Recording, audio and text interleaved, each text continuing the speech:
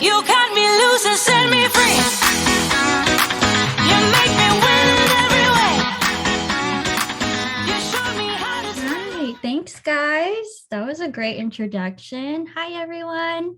I'm Jade, a student at Sky Accelerator and one of the moderators for today's event. I want to thank those who are joining us today for this special virtual event. Happy International Women's Day. Today, we're celebrating that with a creative career event led by two fierce women. Your host is Natalie Peters, host of the Sky Society podcast, a marketing career podcast for women. She'll be interviewing Tianna Treichelt, beauty influencer and social media coordinator at Colourpop. Tianna is 24 years old and started creating at the age of 11 when she began editing her own videos on iMovie, aspiring to become a famous YouTuber. I can very much relate to that. Her passion for marketing was founded through producing short films, creating commercials, and running her high school and college's social media accounts. She is now a beauty influencer where she posts makeup content on Instagram and TikTok and is the social media coordinator at Colourpop. Her marketing career revolves around social media, branding, project planning, and event planning. So if you're interested in learning more about those fields, you're at the right place. Welcome, Tianna. Hi, everyone.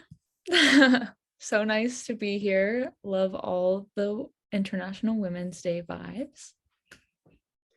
All right, thank you for those introductions to our moderators. I am Natalie. I'll be your host for this event today, and I'll be asking Tianna some different questions about her journey to becoming the social media coordinator at Colourpop. And then our little twist on this event is to make it a little extra creative for all of the marketers out there. I will be painting a canvas while Tianna will be painting her face with makeup. So you'll get to see her do a makeup look live, and you had the Instagram handle for her on those earlier slides, so make sure you check out her account. I'll be attempting to paint, so I've got a little easel here, and at the end, hopefully it turns into something decent. So we'll go ahead and get started. Okay. All right, Tianna. So first off, we wanted to give us a little bit of an overview of the makeup look that you're going to go for and do for us today. Yeah, so given that we're kind of talking about my job at Colourpop, I thought it would be appropriate to be using Colourpop's brand and as well as their sister products. So I have most of that I'm using for my base, and for my eyeliner, I'm kind of going for kind of an everyday look. I like to focus on emphasizing my eyes. So I'm going to do like a little graphic liner moment that should be a little bit easier for anyone to do. The face is just kind of a typical one that I usually do. All of that. Excited to go through all of that. All right. The first question that I want to ask, and my favorite question to ask women specifically, is what is your first memory of makeup? That's okay. So I remember being I think I was a freshman in high school. And oh, by the way, this is Colourpop, the tinted moisturizer. You can tell this is one of my favorite products. I remember that I was just getting into eyeliner because I was really into Tumblr at the time, 2014. Yes. If you were on that social media website at that time, eyeliner was a big deal, but I was really scared to put it on my eyelid. So I was just doing it on my waterline right here. Yeah. And looking crazy now that I think about it. But I had a friend who lived in San Diego at the time, and they were like, oh my gosh, like just try it. Like it's probably going to be bad at first, but you should just try putting it on the top of your lid. And so I started like just drawing it over there. And then as I got more comfortable, I got more into creating a wing. Also, this is Colourpop Pretty Fresh foundation as well. I got more comfortable in creating a wing for myself. And from then on, it was always like people coming up to my face and looking at it and getting really close just to look at like the sharpness there. So I just really think back to that time. Like eyeliner was my first product that I loved and will continue to love. And I love how graphic liner is super trendy right now because it's just more fun to play with that way. Yeah. Yeah, all over TikTok of girls doing crazy stuff, and you have to have a really, really steady hand to do that. I'm always one that like messes it up and then has to redo it all from the start. Yeah, and I've had people ask me, this is a Soul bronzer, by the way, that I'm going in with now. It's a Colourpop sister brand, all about bronzer and highlighters. Yeah, I've had people ask me like, oh, what do you do if you mess up? And I mess up a lot. I just use a Q-tip and put it in water, or like honestly, I use saliva sometimes, just being completely We all honest. do. We all do. Yeah, so I just fix it just like that. I typically do eyes first for that reason if I'm going for a more intricate look, just in case I mess up. All right, and then getting into marketing a little bit, what came first, your passion for makeup or your passion for marketing? You know, when I was a kid, I didn't even know marketing existed.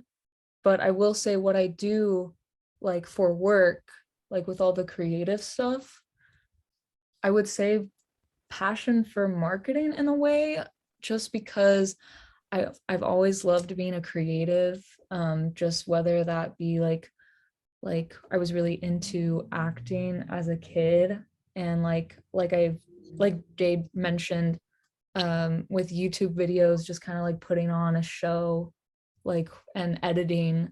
I would say probably the passion for marketing in that sense. Since I didn't discover The marketing creativity part until came first, just like knowing that you want to do something creative. right. So I would go that route, and makeup wasn't really introduced to me till maybe like late middle school, early high school. So I'd probably go with marketing for that answer. And so now you do social media marketing for Colourpop. You're one of the social media marketing coordinators. Um, Obviously that's a really great spot to be now, but kind of what got you to that place, into this position now where you're in beauty marketing? So this is a really funny story, actually. And before I get into it, um, this is Beauty Bakery's flower setting powder. I'm going to use that to set my face with the concealer. It is also a Black women owned brand, which I love.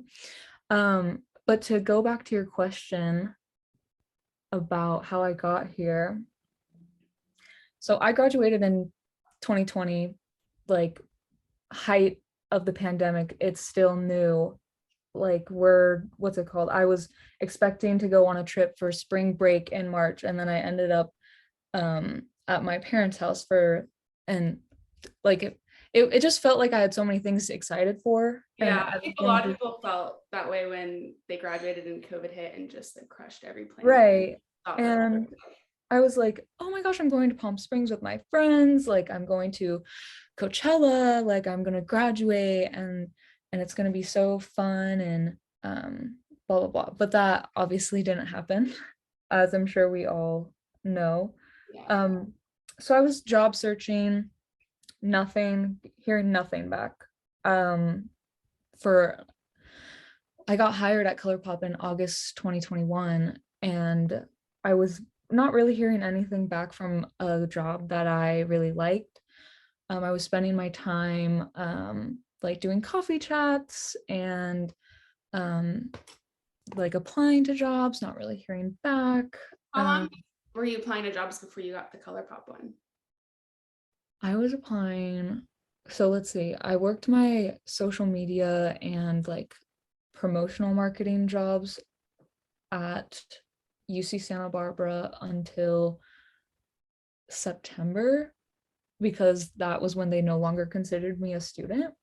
But I was applying beforehand. Like I started applying in probably April, May, June.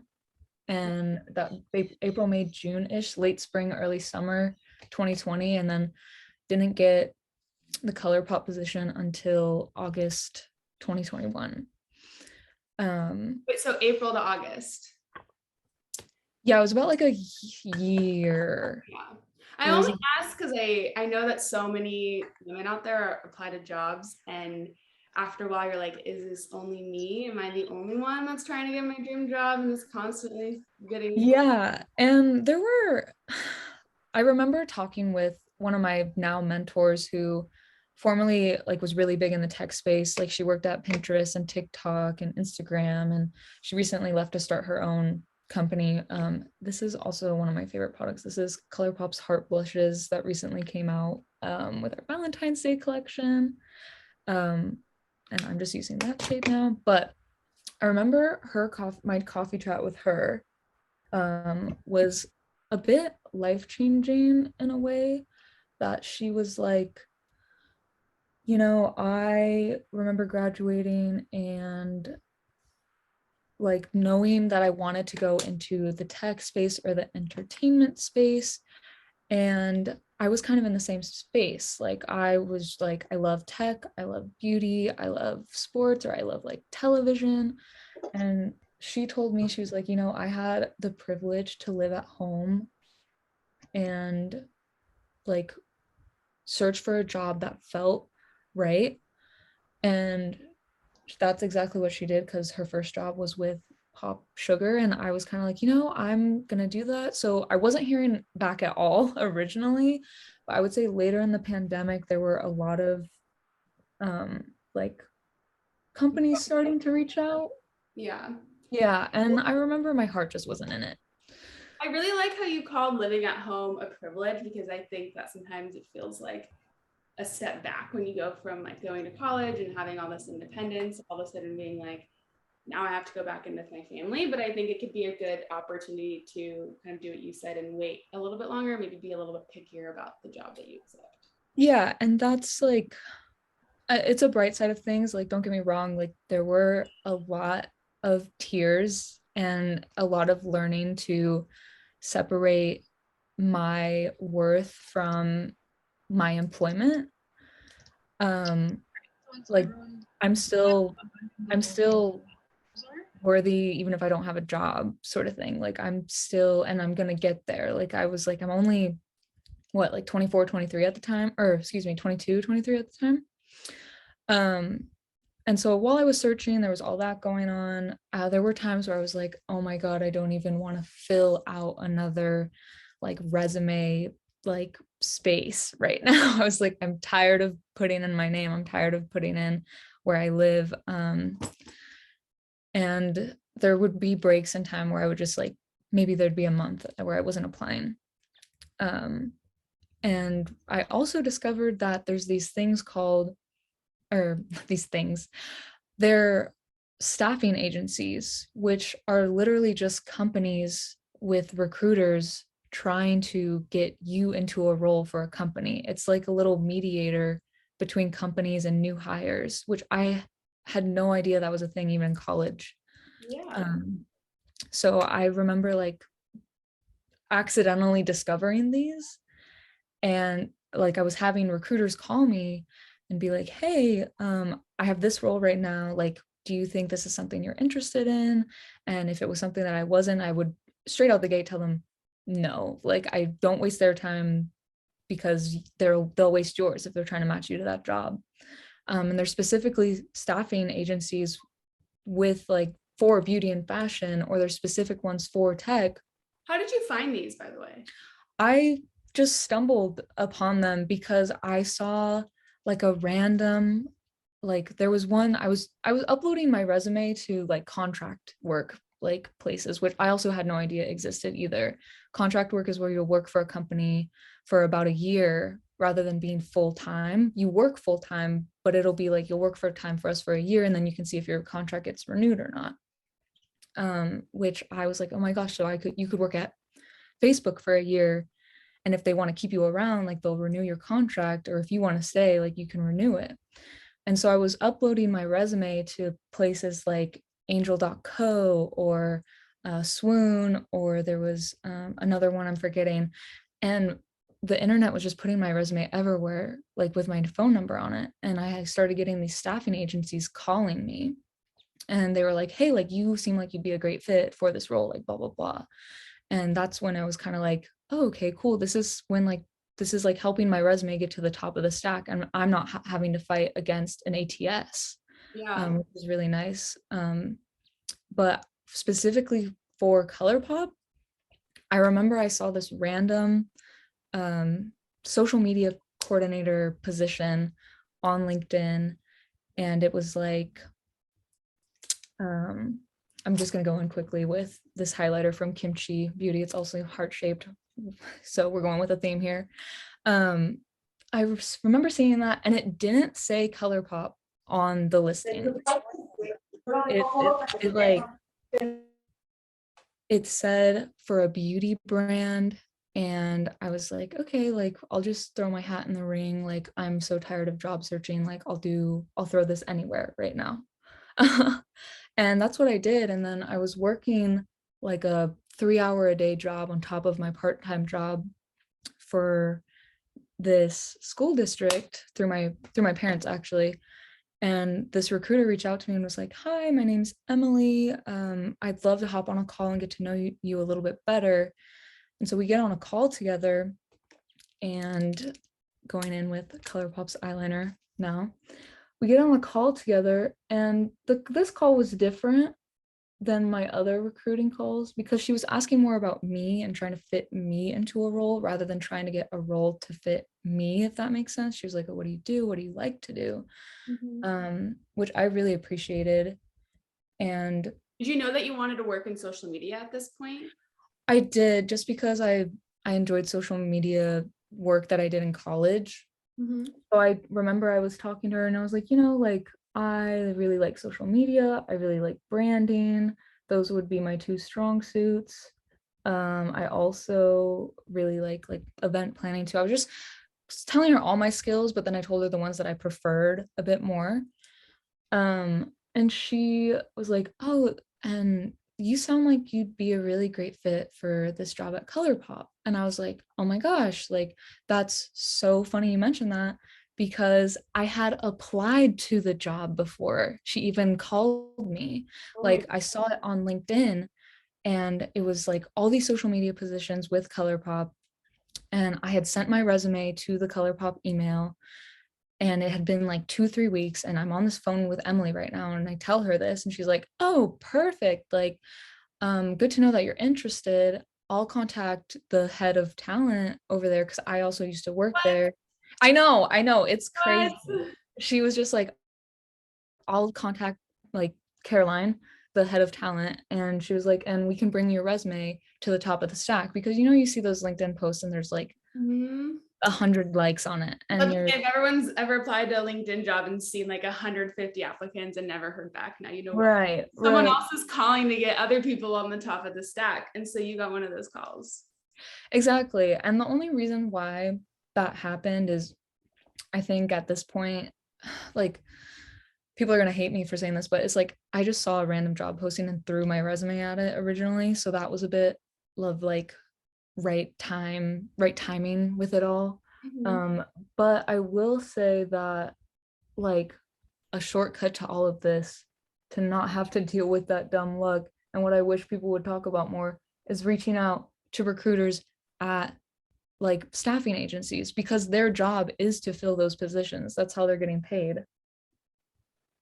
That's really good advice. And so if anyone out there is, are you applying to jobs and you're frustrated of applying to like the social media coordinator with hundreds of other women applying to the same job, then the staffing agency is where it's at. Oh gosh, did I freeze there for a sec? Yeah. Okay. But Okay, so you ended up, I'm assuming then obviously you got the job there at Colourpop through the staffing agency, which I'm definitely going to do a bunch more research on after the Zoom call. But tell me, what does a day in the life look like for you as the social media coordinator for Colourpop?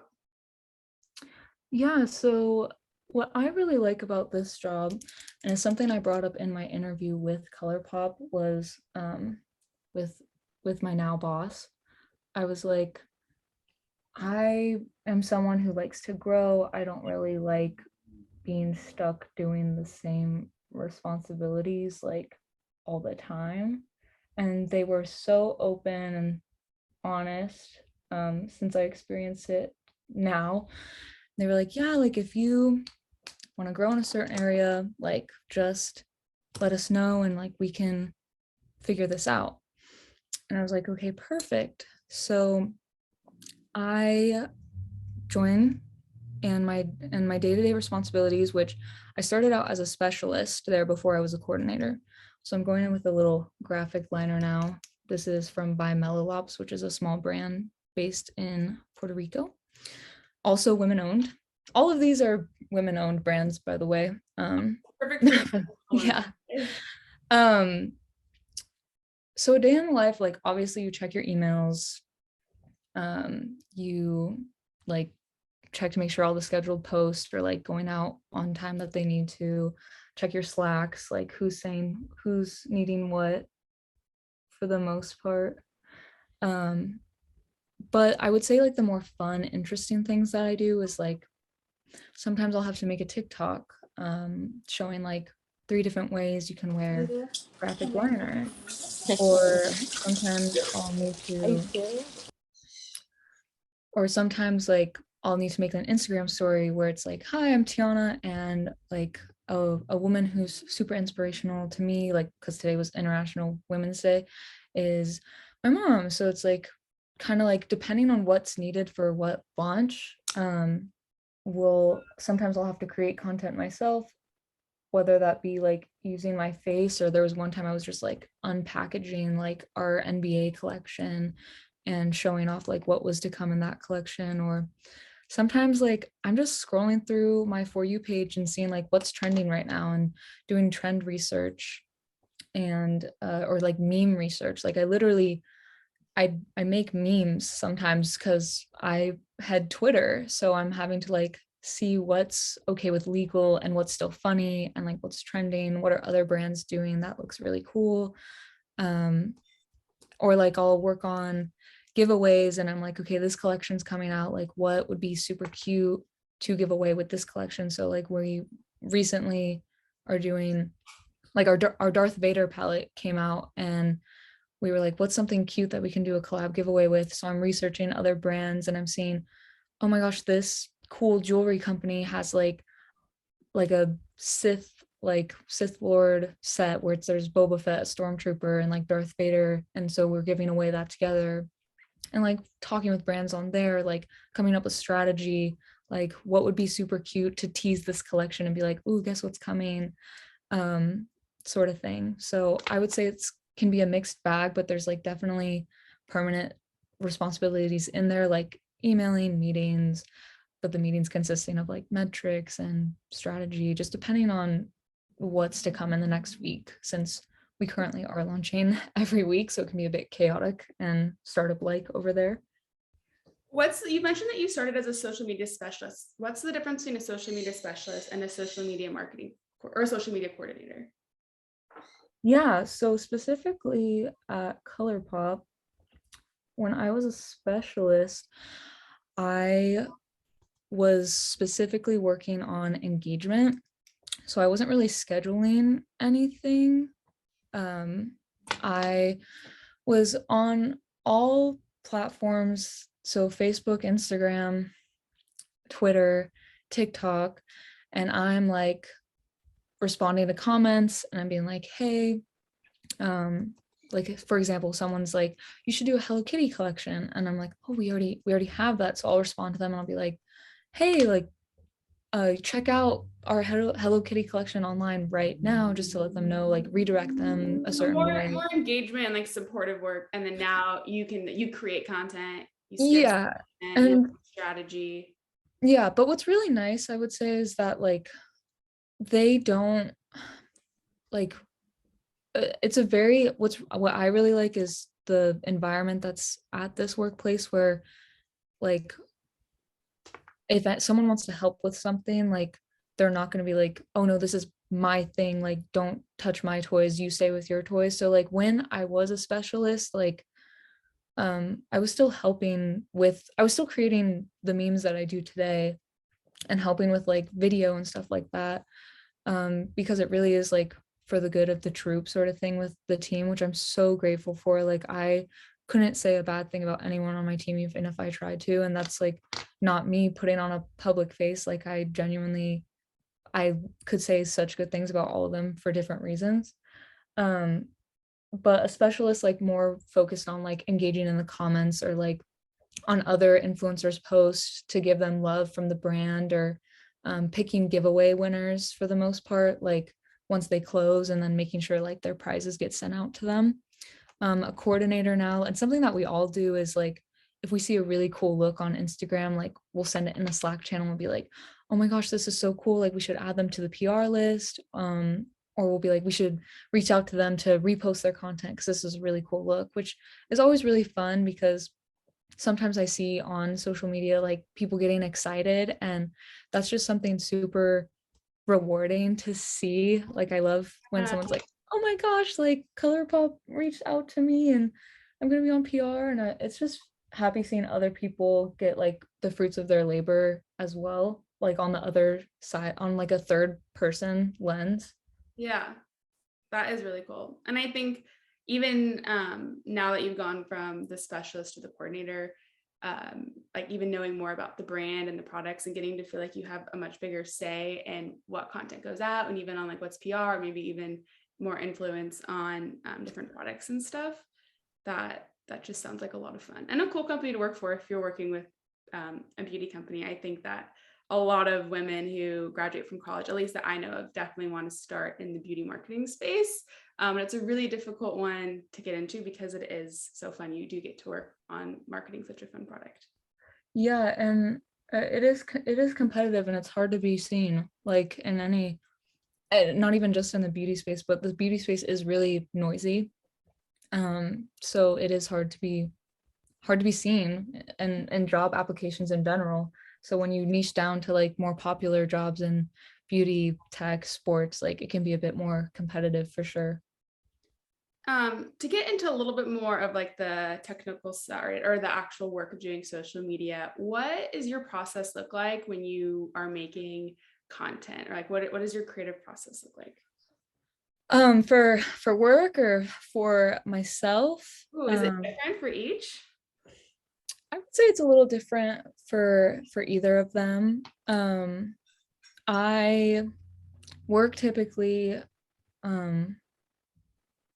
like scrolling through, I'll scroll through, so there's a lot of like legal side to when you're creating social media content, like Really? you I never have knew. Like, yeah. what's on the legal side?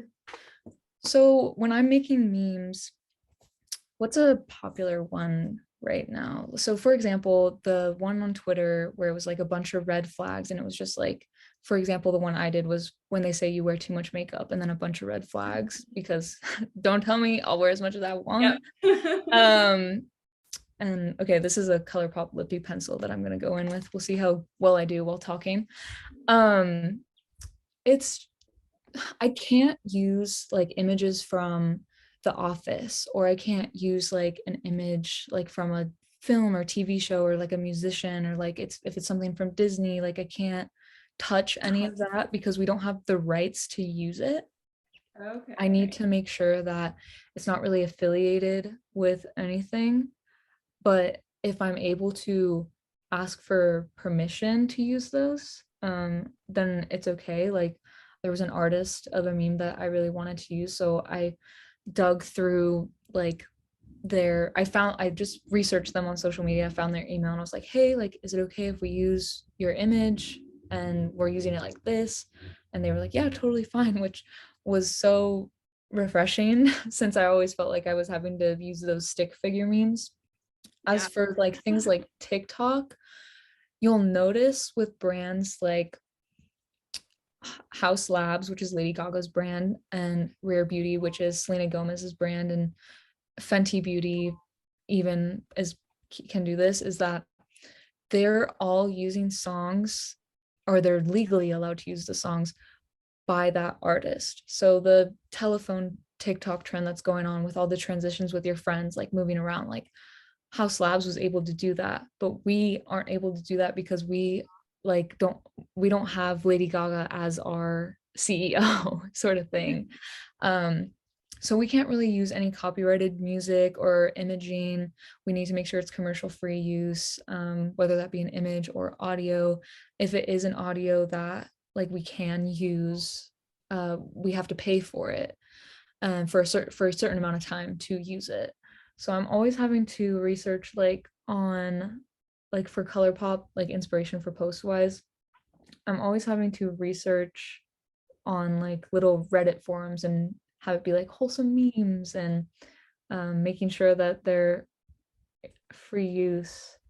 Um, or I'm scrolling on Twitter and I'm seeing like, oh, this thread is popping up like the two men like sitting in a bus and looking out a sunny window and a darker window. And I was like, okay, I can use this. That's interesting because I'm just thinking about how many times I've probably broken that, but it's okay because Sky Society is so small that Well, yeah. Yeah, that it's totally different depending on like how big it yeah, is. the bigger you are, the more money you have and the more people that are going to go after you to try. Exactly. So like I would say smaller brands, they can get like kind of away with it. It's interesting though, because I always thought all you had to do was you could use other people's content or art, and then all you had to do was give them like credit in the description, like photo from like blank artist. I didn't know that you actually had to like reach out before and get their permission. Yeah, well, I would say I think there's some past like company trauma there that they're just like trying to make sure they're just like it's nothing that I'm like negatively talking about them. I'm sure every social media I totally get it. I don't want them to like lose money or get in trouble. I don't want that at all. And if anything, it just makes me a little bit more creative in that way, which I'm totally okay with the challenge. An example like and I don't even remember where I was going. Oh my gosh, I just got so into it. It's okay. We've been talking about the social media part for a little while, and what you do with Colourpop, I think, is awesome, and their feed is super, super cute. You are also working on becoming your own influencer and creating your own content around beauty and things like that. So I'd love to learn a little bit more about what's that like, trying to like build your own brand, your own personal brand from the ground up. Yeah. Oh, and before I remember what I was going to say, when we see a creator's image that we like, we will DM them and ask, or a video, and we'll be like, hey, like, can we repost with credit? And if they say yes, then we'll like add it to our scheduling thing. But for me, it's so funny that you say that. Also, this is a Milani Cosmetics bullet lipstick. I'm not even a lipstick person, but I really like these.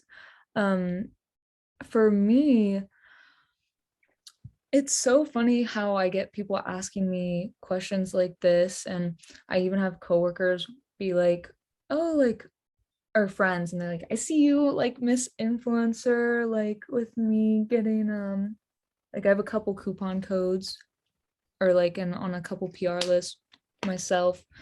And it didn't even like I didn't have the goal of really setting out to do that. I think social media has become, just as someone that works in it and someone that just likes to experiment it on my own, I just was kind of messing around with it at first. Like while I was unemployed, I was like, okay, well, what else am I going to do other than play around a little bit? And I just started posting things that I enjoyed doing. I was just like, oh, this is a hobby of mine. I started posting like a photography challenge that I was doing about a year ago because I wanted to learn more like how to use a camera. Or like I was also like I was just kind of posting things because I was like, why do I always have to post about when I just go out with friends, or like when I take a nice picture if I'm out and about or something like that. So I just really like I like doing this, and I want to show people because I can't really show people all the time since a lot of friends don't even live in the area right now. And it just kind of like became like I guess a micro influencer situation. Did you have this Instagram when you applied for the Colourpop job? I did, and I don't even know if I was posting makeup when I did that, but I did have this is the only Instagram I've ever had. I think they might have, I'd have to ask my boss to do. Yeah, ask. I'm wondering if it makes sense for you showing like, because everyone can say that they want to work in beauty marketing, but for you to be like, not only do I want this job, I think I'm a good fit, but I also, in my free time, this is my passion, and you're showing it and sharing it online. Yeah, and I mean, there are some coworkers of mine who, like, the one has maybe like 80,000 on TikTok, and they were discovered by one of my managers through TikTok, and so that's how they like reached out to them. I was like, hey, I think you'd be a great fit for this coordinator position we have open. So that's how she got the job.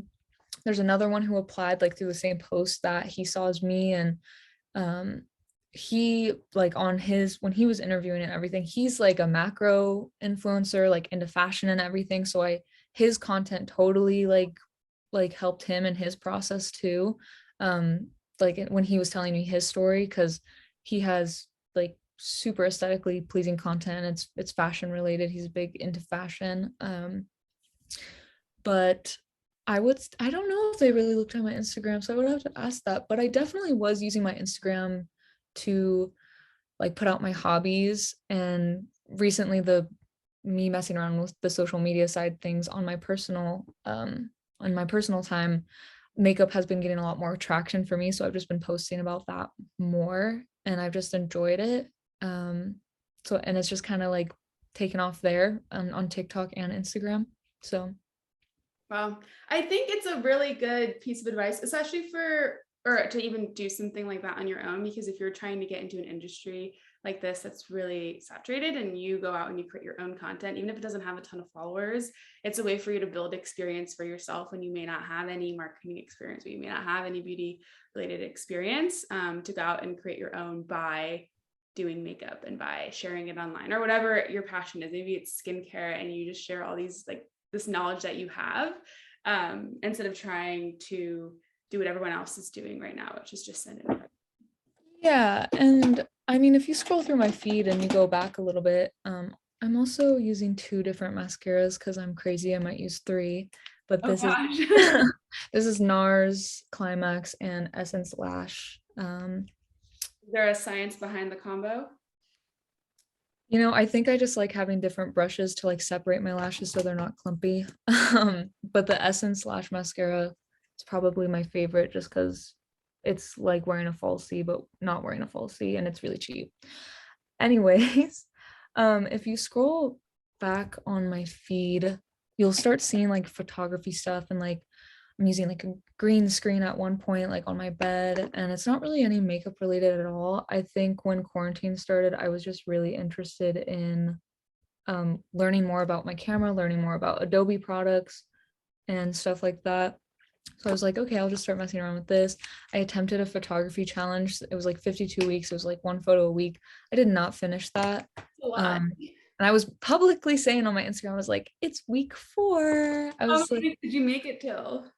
oh my gosh, I don't even think I made it through February.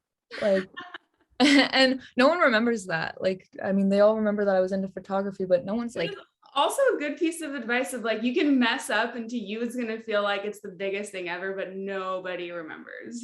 that is such a huge thing, Natalie. Oh my gosh. I have people ask me, they're like, I'm just, don't get me wrong, I get scared when I post still. I'm like, oh my gosh, people have to perceive this. I'm being perceived. But Every time. I have people ask me like, "Oh, how do you like, that's so impressive, you post like this." And I'm like, well, one, I still get scared and it's hard. But I will say, like, especially with the Colourpop thing, the minute someone scrolls, like after they see it, they're not gonna remember it. Like, no one remembers that I stopped like 6 weeks in for that photography challenge. Like, they just remember I was playing with the camera and like over saturating their feeds. Yeah, that's a really good point too. That's because I think there's a lot of fear every time you post on social media of being perceived a certain way, or how many likes you're gonna get, or Yeah. And another thing that I was just talking about on, I think, my Instagram story was that you can post about your hobbies and not be an influencer. You know what I mean? Like, you can just post, like, for example, like if you like hit a PR like with a squat lift and you just wanted to share it, you should just share it. You don't that, but it doesn't mean you have to dedicate your whole page to lifting after that. Like, you can just share your hobby, and the next time you can just like share that you made a really cool meal like in the next post. Like it's just like we don't need to monetize everything to have fun on social media. But if like monetization comes from it, or like if cool things come from it and you're down to do it, like by all means. But like the analogy I said was, like you can bake cookies and just enjoy the cookies. You don't have to sell them. Like we do that all the time. Like so Yeah. you can post on social media and not have to feel like you need to become an influencer or a content creator, which are a couple of different things that I learned. I used to think they were the same, but it's just like, just have fun, because no one's going to remember anyway. Like there's so much on social media now that no one even remembers. Like I don't even remember what I was posting in 2018, let alone like maybe a month ago. So I need to take that advice, because I mean, my hobby is my business is building Sky Society, and I get like really excited over certain metrics that I get on a paid ad, or views I'll get on a blog post, or results that my students will get. And then every time I share it, I'm like, do people like care about this? Like, is anyone going to care or understand like what it means when I show them my Google Analytics screen? And I'm like super happy about it. But it's something that I've been trying to do more, because it's something that makes me happy. And I'm yeah. all for make Instagram casual again. So Oh, we totally, all start totally. the movement together in this. Yeah, exactly. And like you can even start small, like with your Instagram stories, because those disappear. I feel like it's a bit more lax that way. Um, for sure. All right. Well, I want to get to the Q&A. So if you guys have any questions that you want to ask Tamana or ask Tianna, make sure that you leave them in the chat. We're going to get to that in just a second. And then you can also have an opportunity to come on and ask questions if you want to turn your camera and your mic off. But my last question that I have for you, Tianna, is what one piece of actionable advice that you can give someone who's looking to enter the beauty marketing industry? Oh my gosh. Specifically beauty. Like I said, we talked about the recruiting agencies, just finding ones that like there's specific beauty and fashion ones. So I'm sure there's specific like tech ones or whatever ones you're looking for. Just looking into that. I would also say if there's a specific thing you're wanting to do in the beauty industry, like social media, I would just start like, and if you're scared of doing it on your personal Instagram, that's totally fine. You can create a whole new page, which seems scarier to some people, because you're like, oh, I'm starting with zero. But I think the nice thing is like, if you're starting with zero on a social media page and you're wanting to like go into social media for beauty, like on your resume, I think a really strong word to use is launched. So like you can be like launched this page and built it up this much, like, and you can just play around all you want. You don't even have to tell your friends if you're doing that. You don't have to promote on your personal page. You can keep it a secret and just make it kind of a blog. You don't have to show your face if you don't want to. I think showing your face makes it a bit more personable. But I think you should be doing the things that you want to see yourself doing. Like I wanted to be creating content, and I wanted to be like, because creating and scheduling content are a couple different things. So I wanted to be creating content. I also wanted to be scheduling and managing content as well. So that's just kind of what I was doing on my own time. Like start doing the things that you think you would like to do. If you start doing them and discover that, oh, I actually don't think I would want to do this, then you can just try something new. Or if you actually like it, like just continue to run with it. So I would say like skill wise, do that, create your own TikTok page, Instagram page, YouTube, and like focus on something that you want to talk about to get the experience. On a technical side of things, I would just kind of like start like obviously networking with coffee chats and with like people you would think you'd want to be in their position like down the line in your career path. But also I would just say like the staffing agency really is what got me there. It was really right place, right time for sure. That's all really good advice. So definitely we're all going to search up staffing agencies and do more research on that. And then creating an Instagram account, I also think is such a good one. I interviewed the global social media marketing manager at L'Oreal, and she was telling me that the way that she got her job is that she started her own Instagram account too, but she was just doing it for fun and ended up growing and ended up getting her into such an awesome and amazing role right now. And so everyone wants to work in social media marketing, but not everyone is going to go and try to take that extra step to do it in their own free time. So Exactly. some advice. Okay, so we've got some questions here in the chat. All right, so Emily asks, how do you know for sure that you can use a meme or sound? What do you search on Reddit? So on TikTok, okay, let me break this up a bit. For a sound, off the cuff, like I'm a really good pop, or not really good, I'm really into pop culture, so I enjoy music, and I can, like, if you hear an Ariana Grande song, like, you know it's Ariana Grande, so you know not to touch that. But for sounds, there's these websites where they have commercial free music. If you go on Google and type in commercial free music, like all these sites will pop up. There's like Ben Sounds, which is one of them off the top of my head. There's also, like, you can make subscriptions there. If you have a business account on TikTok, it also tells you when it is commercial free versus when it's not commercial free.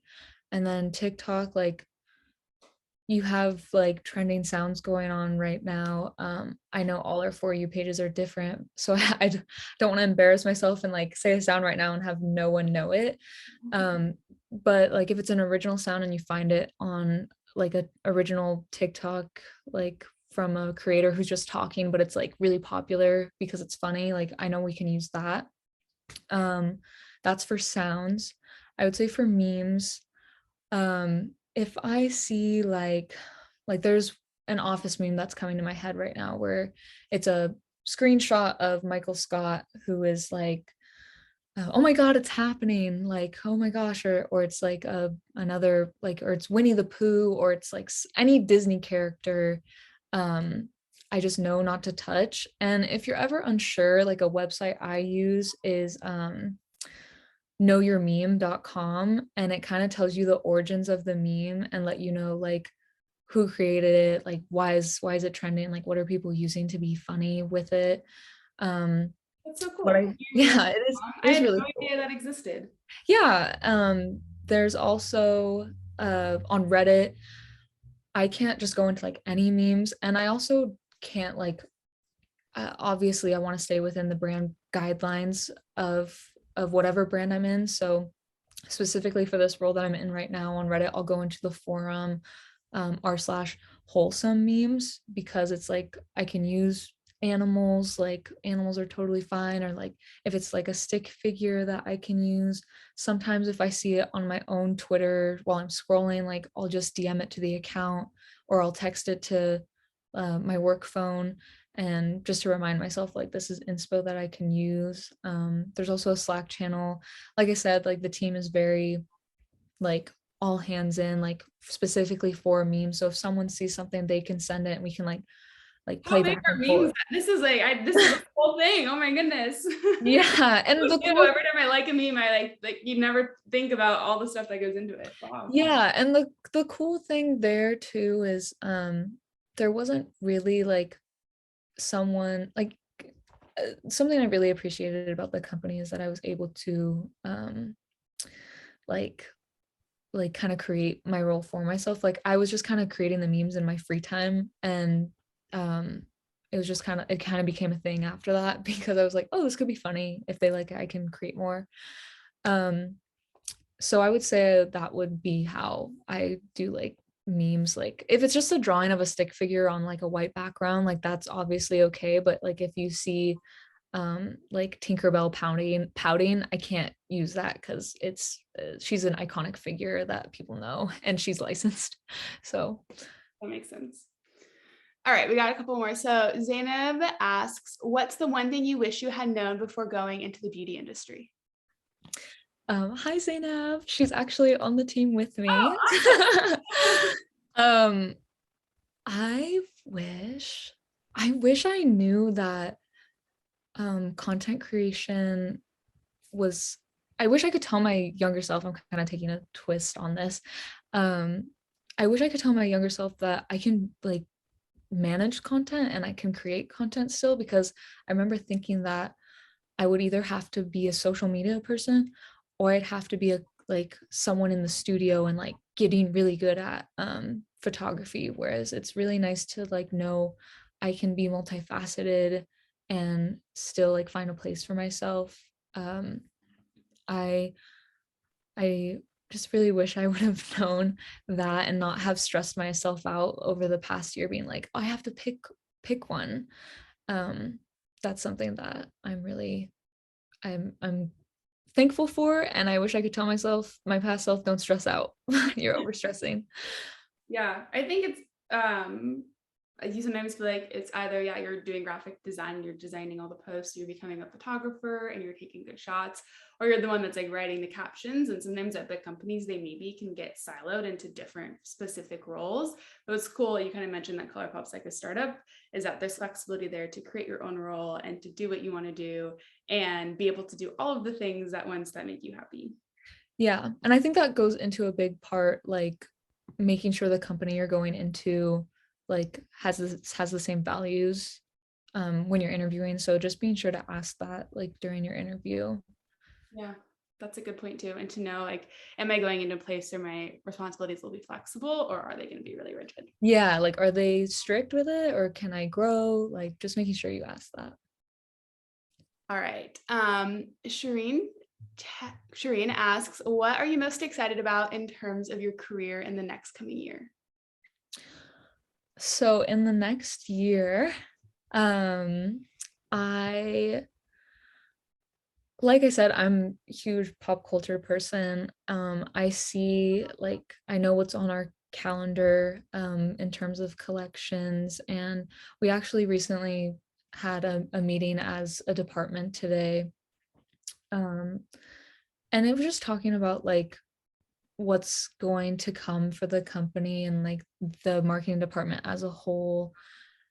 So I'm just excited to like be a part of this like journey for the brand itself, but like me personally, I'm excited to just kind of seeing where it goes, because I feel like some people feel like you always need to be like aiming for something and going for this, but I think after having such a like rattled, like unpredictable like year before finding a job, I'm just excited to continue learning and consistently just like soaking up knowledge that I haven't had before, since I'm still so early in my career path.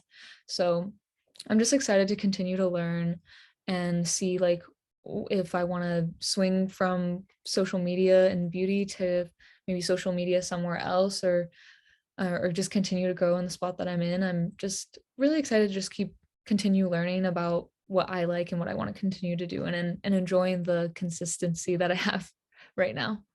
Yeah, I think it's okay to just enjoy the present too and just be like, I'm happy where I'm at and I'm learning a lot, which I think is probably the best thing you can do when you're young and you're Yeah. working, is to make sure that you're learning and you're growing, because that's going to take you so much further in the future.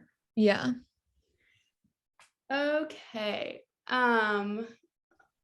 Let's see.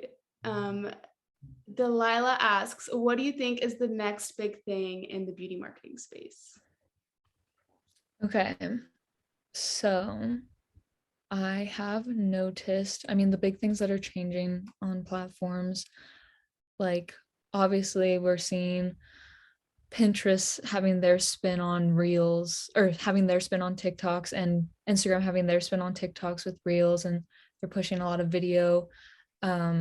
It's so funny that this question's being asked, because with how streaming is going right now, I remember when cable was really big, it was like all these channels, and then streaming came out where we could watch everything in one place. But now there's all these different streaming services. So now it's just becoming like a different form of TV channels. Like you want to make sure you have channel 1, 2, 3, 4, but now we're trying to make sure we have Disney Plus, Hulu, Netflix, like having all these different ways. Yeah, And so the same thing is kind of happening with social media right now. I think some platforms are like trying to become more like, for example, social media in different countries like China is so different than in America. Like they're very shopping based and they have everything in one place. So you kind of see that with Instagram, with them trying to implement like shopping on there and video. I think video is going to continue to be big, but I do think that it's like growing so fast that it's oversaturated. And our attention spans are just not there because of the short form video content, but they're trying to push long form again. Yeah, TikTok's coming out with 10-minute videos, I think. Yeah, TikTok talking about 10-minute videos when they just came out with 3. Yeah. I think social media marketing has gotten a bit noisy. I think people underestimate like what works, and I do think with video content being kind of the big thing right now and in the next year, is with how our brains are working, it's like you really want to make sure like you catch their attention in the first 3 seconds. Like if I know what a look video looks like when I'm watching TikTok. Like they're going to show me what they're going to make, and if I want to see it, I'll keep watching it. But something that I've noticed myself in my own experimenting is like if you have a like a misdirection of attention, like if I'm talking but I'm also doing my makeup at the same time, people are like, their attention lasts longer, rather than because they're like, oh, like my attention's over here and you're talking. There's more things to entertain them. It's like when you watch TV and you're also on TikTok, or you're watching TV Yeah. and also doing something else. Yeah. Yeah. So I do think video will continue to be big. I do think it'll become oversaturated for that reason. So it's just kind of like making sure like I think it's just going to become like YouTube but in vertical form. It's the crazy thing.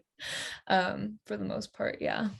Okay, got a couple more. Let's see, I'm gonna be able to do a few more. So Alexis asks, how many people are on the social media team at Colourpop, and how do you coordinate and plan content for different platforms? Yeah, so I think there's like 9 to 10 of us actually, which is we're pretty big.